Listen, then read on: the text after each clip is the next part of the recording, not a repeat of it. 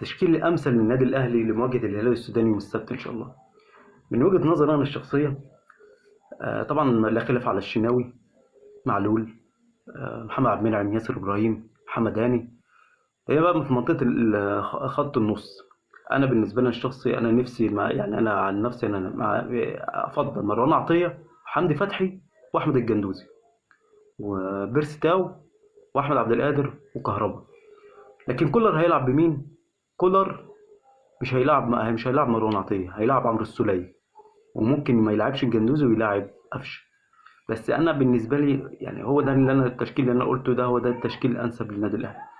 كل ده كلام، كل ده كلام. اللي على ارض الملعب هيبقى قصه تانية.